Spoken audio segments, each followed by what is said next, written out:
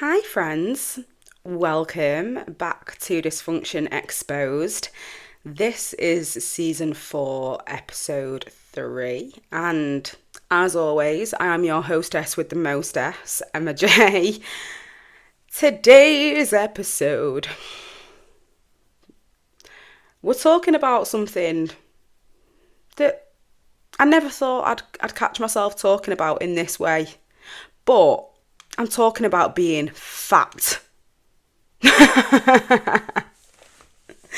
Because not only did being fat shape me, both figuratively and literally, I think it shaped a lot of my identity.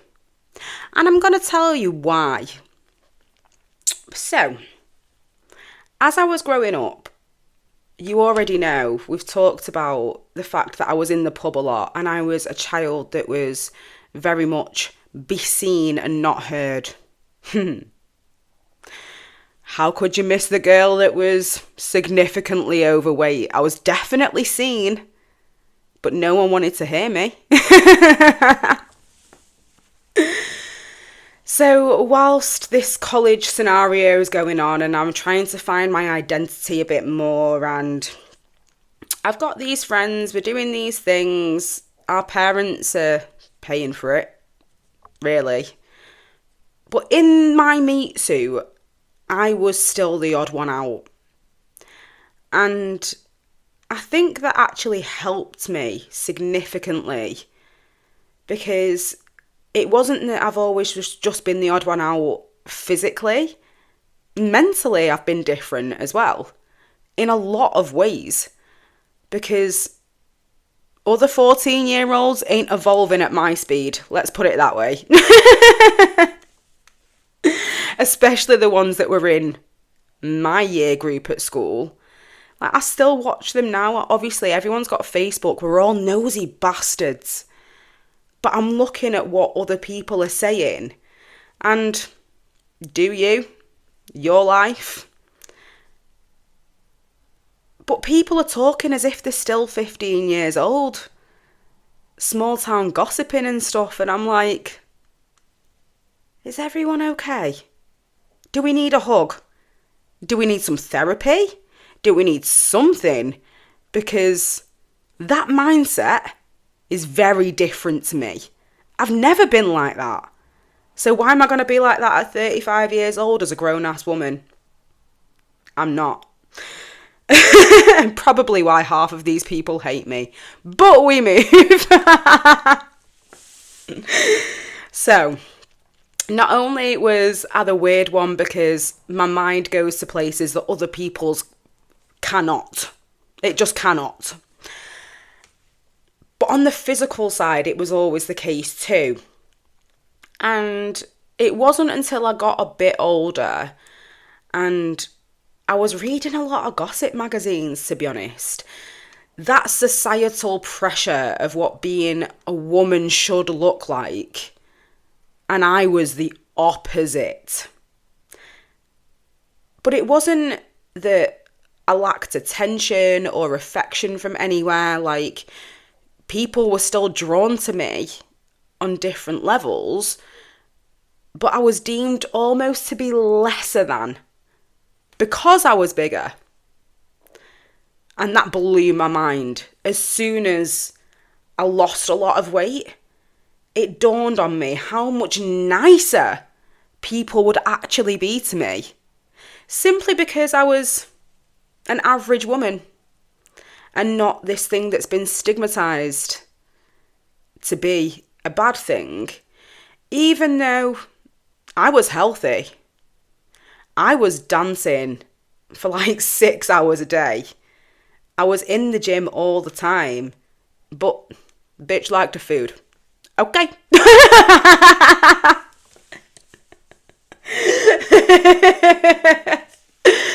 But it's only when I decided to get more into my fitness to try and fit this standard, this beauty standard of what women had to be, that I started feeling very differently about my body.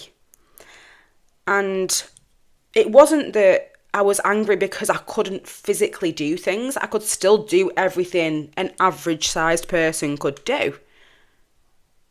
But because I looked different, automatically there was like this big fat do not approach sign. Because my physicality is different. And it messed with me for a long time. I'm looking at influences outside of my family, even within my family. Here's a story for you.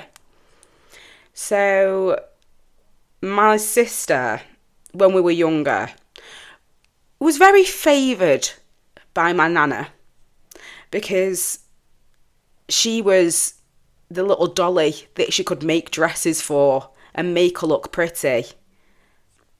I wasn't that kid. And I remember Thelma.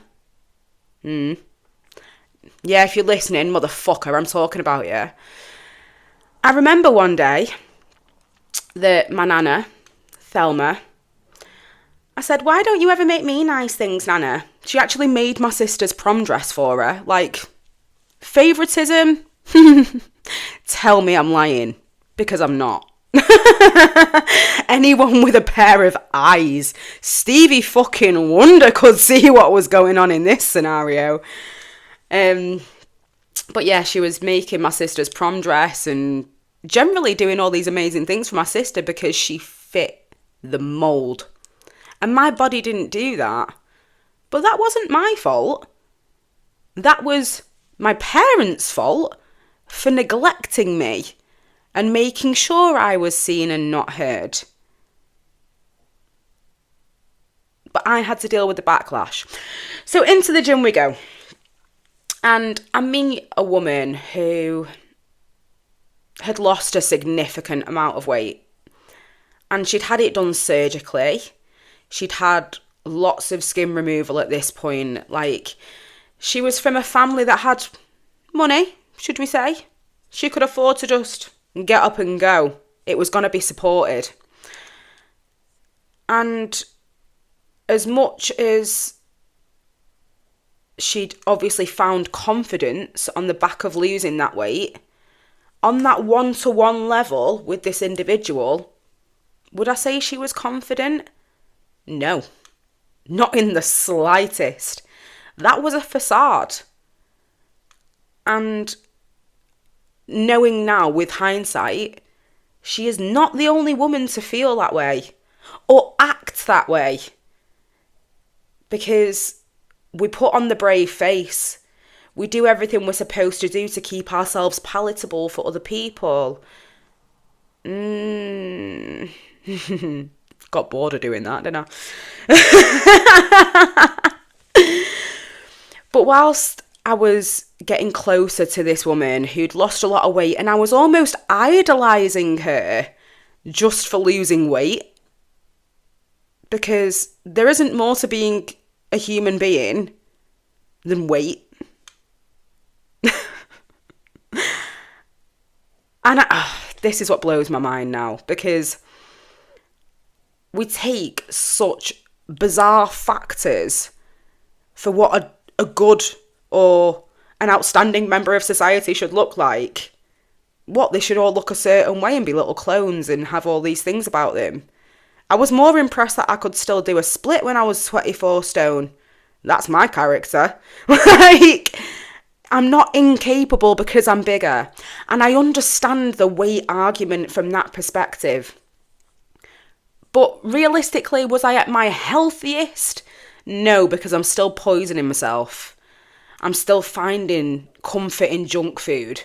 And that's why it took me a long time to get to where I am in my physicality. But that's for a later date, as it always is. And this woman who'd lost all this weight took me under her wing because she was a lot older than me. She was in her 30s and I was like 18, 19, 20. Those were the years that she was around my psyche. And I can appreciate that what she tried to do was nurture me. But how can I be nurtured by someone who I can see straight through? And I've always had that capacity. I've always had that capacity and that knowing of, yeah, you're lying to yourself. And it's not that I necessarily acted on that, because in front of other people, I can see you putting on the face and you're Billy Big Bollocks and you've got all the confidence in the world. But then when it comes back to having a one-on-one conversation with me, and you're telling me how insecure you are, not by actually saying those words, but you're giving me breadcrumbs, and I'm picking up on them as we go. Because that's what I do. So me and this woman got close over a period of time. And we ended up going on holidays together. Like, she was one of my girly holidays. I've always loved to travel. Now, I didn't do it in packs as normal girls' holidays would go. It would usually just be me and one other person. That's how I enjoyed it. And it worked for me. And we went to Benidorm one year. And I don't know why I've always had this weird ability. Whenever someone goes on holiday with me, they come back with a man.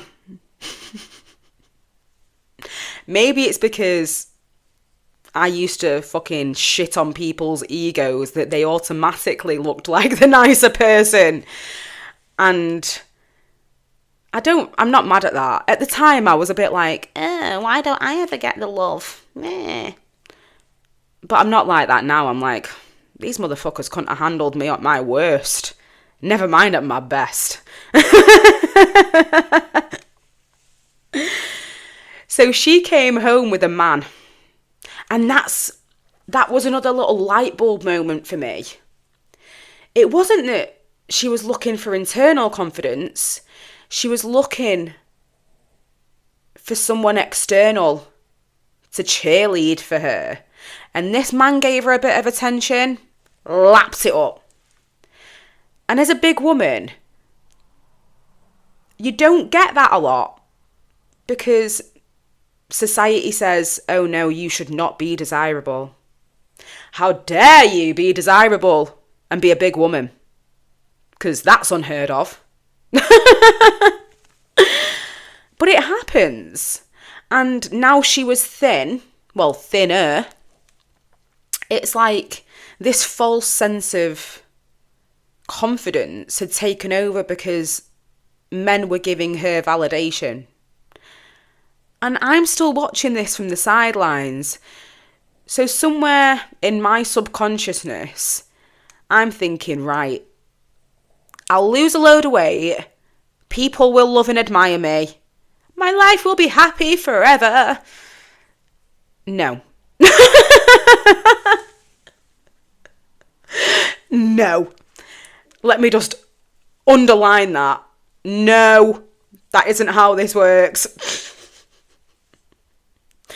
But she came home with this man, and it didn't last very long, but I saw the confidence drop as soon as he removed himself.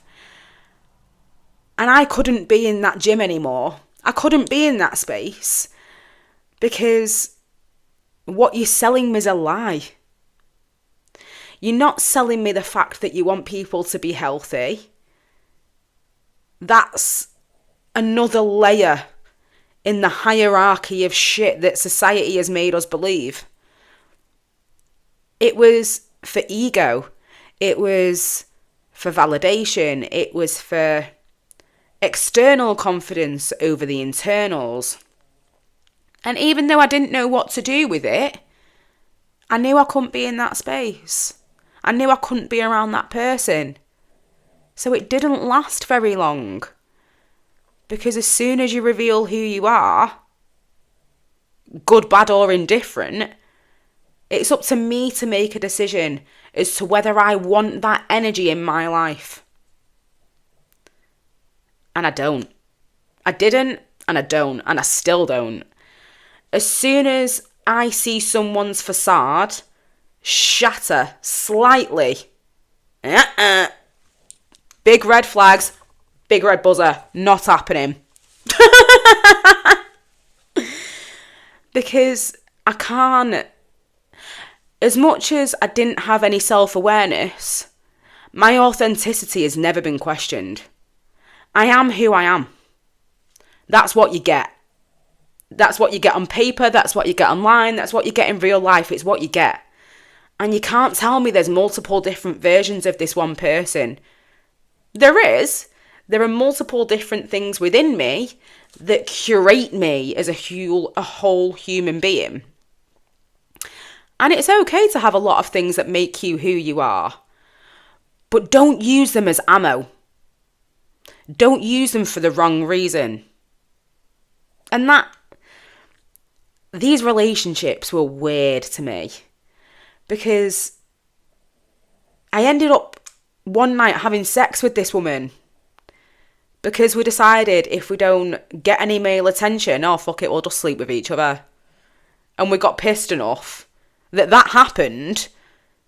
And then fat me went, can we eat our curry now? I'm a bit bored. Oh, so feral. So fucking feral. But as that relationship declined after that point, I was looking at other people and they're preparing for uni. They're preparing to go on to the next level. And I'd dropped any sense of academia in college because I already knew that style didn't work for me. I couldn't learn that way. I wasn't built for that. It's gone. So now I'm having this weird identity crisis because I'm physically different, I'm mentally different, I'm not following the same path, no one's giving me any guidance. What do I do? Who the fuck am I? Who actually am I? And everyone's preparing for this huge moment. And I didn't realise how much having those comfortable support networks would impact me either. So some of my friends went to uni up and down the country, and where I could, I'd go and visit them and go on little road trips to go and see them. And it was weird to observe that they'd got this new life. And I'm still stuck in mine. I'm still stuck in the same body, with the same mindset. And what do I do? Where do I go? Because there's only two routes. It's either stay in education or go to work. Well, I wasn't going into education. And it wasn't that I wasn't smart enough. I just knew that I couldn't justify putting myself in positions where I was going to actively cause myself more financial issue to come away with a piece of paper that doesn't guarantee me anything. My sister's got a fucking anthropology degree and she was working in airport cafes and shit for a long time. That piece of paper doesn't give you shit. It doesn't give you any entitlement to the job that you've been training for years. Because if that job ain't available, if that space isn't available, you have to go and do what you've got to do like the rest of us fucking peasants. Do you know what I mean? Like, it's a weird one because you're almost told that will set you up for life. And I've seen the contrary. It doesn't play out like that a lot of the time. And people need to be more readily aware of that when they're getting into that debt and they're going into that system. But that's not my place. So my friends are up and leaving. What's my next step? Find a job. So that's what I do. I go and look for an office job. And I find one. I find one in this actually really beautiful setting. It's this building in the middle of the woods almost. But it's a huge glass building. It's beautifully maintained. Of course it is. It's owned by a bank. But that is where I'm going to leave you for episode 3, because next time I'm going to be talking to you about what corporate life is really like when you're not built like them. That is all for today's episode. I will catch you for episode 4. Stay tuned. It's coming. This is Dysfunction Exposed. See you soon.